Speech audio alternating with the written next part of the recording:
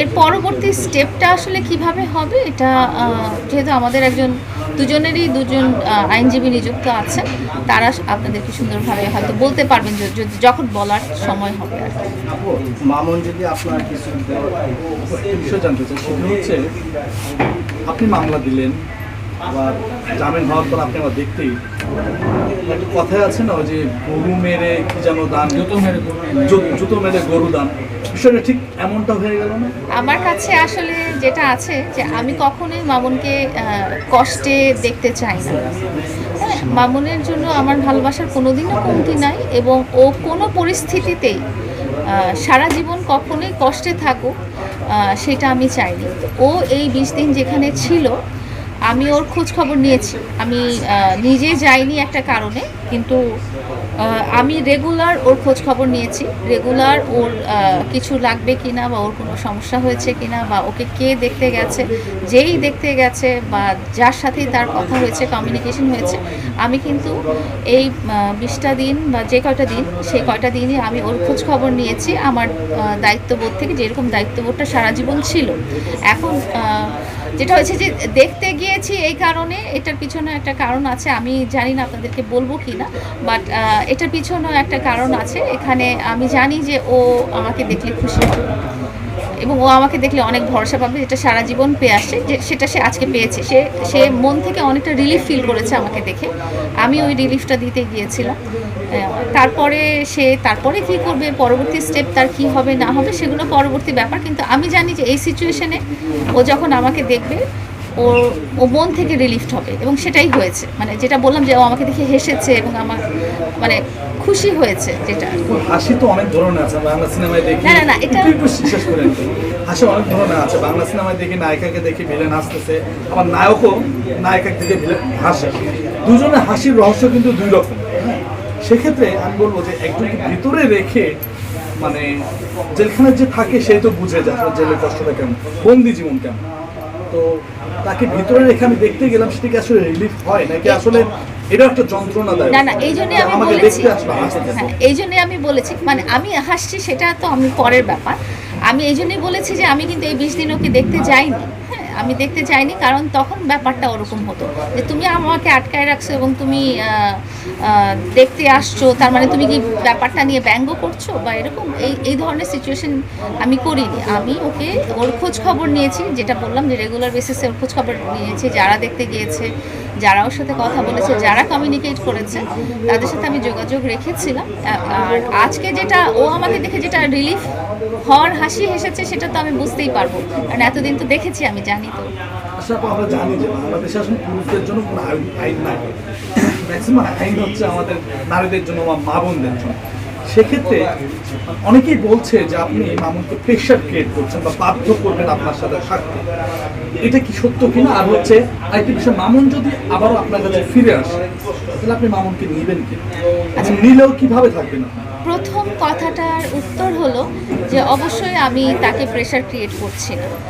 আমি ওকে আজ পর্যন্ত যতটুকু দেখে আমি বুঝতে পেরেছি যে ও আমাকে এখনও ভালোবাসে এবং ওর মনে ফিলিংসটা এখনও আছে।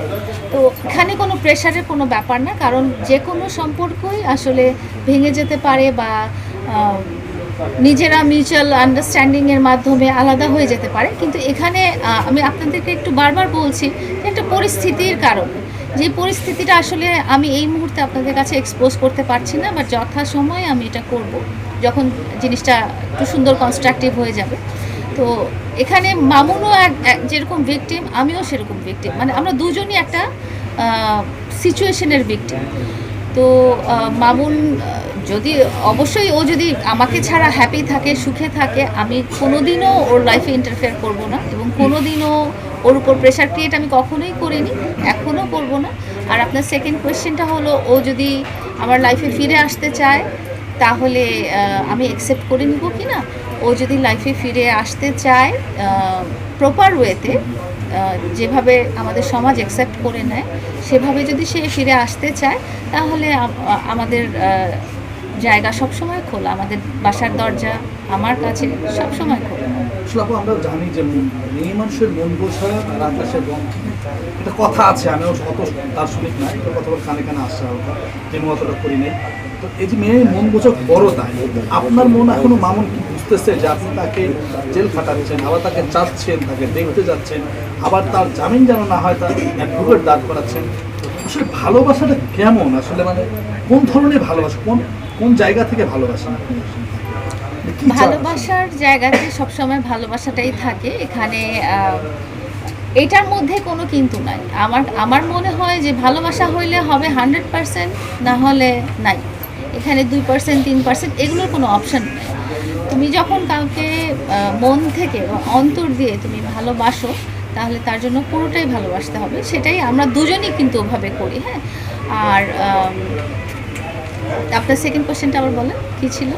ভালোবাসাটা কোন ধরনের আপনার, মানে এই যে বললাম যে এই প্রথম কথাটা হচ্ছে যে ভালোবাসাটা পুরোটাই হতে হবে, 100% হতে হবে, না হলে নাই হবে। এখানে তোমাকে আমি একটু ভালোবাসি কিন্তু তোমাকে আমি সামাজিকভাবে স্বীকৃতি দিব না, বা তোমাকে আমি অনেক ভালোবাসি, তোমাকে আমি অনেক মিস করি কিন্তু আমি তোমার কাছে ফেরত যাব না, এই ধরনের জিনিস তো হইতে পারে না। হলে পুরোটাই হবে, না হলে হবে না। মাঝামাঝি বলে তো আসলে এটাকে তো ভালোবাসা বলে না। এটা হচ্ছে ফ্যাসিনেশন হইতে পারে, বা কি বলে ইনফ্যাচুয়েশন হইতে পারে। হ্যাঁ, তার মানে কি ভালোবাসা মামুন, হলে পুরোটাই হবে, না হলে হবে না। তার মানে মামুন কি দড়ি ছাড়া গরু হয়ে গেছে, এর জন্য গোয়াল ঘরে আটকে রেখে তাকে শুদ্ধ করে আপনার কাছে আনতে চাচ্ছেন?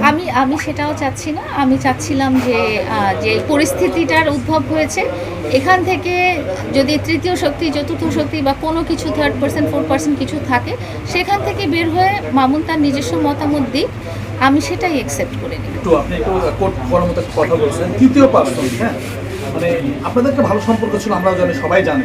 এই তৃতীয় পার্সনটা কে আপনাদের মধ্যে? এই যে বললাম যে এই মুহূর্তে এটা আসলে প্রকাশ করার মতো সিচুয়েশনটা হয়নি, এবং যেহেতু এটা আমি এবং মামুন রিলেটেড, আমার মনে হয় যে ও জানে এবং আমিও জানি। তো আমি একা বললে আসলে জিনিসটাও ঠিক হবে না, যেহেতু এই মুহূর্তে এটা সিচুয়েশনটা ওইরকম না যে আমি আরেকজনের কথা এভাবে ক্লিয়ারলি বলে দিব। তো এই মুহূর্তে বলছি না, বাট আছে একজন বা এক জনগোষ্ঠী বা কিছু পার্সন আছে এখানে, অবশ্যই এটা কোনো দ্বিধা নাই। না হলে ওর সাথে আমার এমন কোনো খারাপ অবস্থান হয়ে যায়নি যে আমাদেরকে আজকে এই ধরনের সিচুয়েশন ওকে ফেস করতে হচ্ছে বা আমাকে ফেস করতে হচ্ছে। আরেকটা জিনিস হচ্ছে কি, যে আমার ভালোবাসার মানুষ যদি কষ্টে থাকে, হ্যাঁ, তার ভালোবাসার মানুষ হিসেবে আমিও কিন্তু কষ্ট পাচ্ছি। যেমন কোন ভাইয়া বললো যে আপনি কালকে সারা রাত, আমি কালকে সারা রাত ছিলাম, আমি আজকে ভোর থেকে ছিলাম, আমি ওকে দেখে তারপরে আমি আসছি। হ্যাঁ, তো এটা আমি কেন করেছি? আমি জানি যে ও আমাকে দেখলে রিলিফ হবে। ও আমার জন্য হলেও ও সেম একই জিনিসই করতো।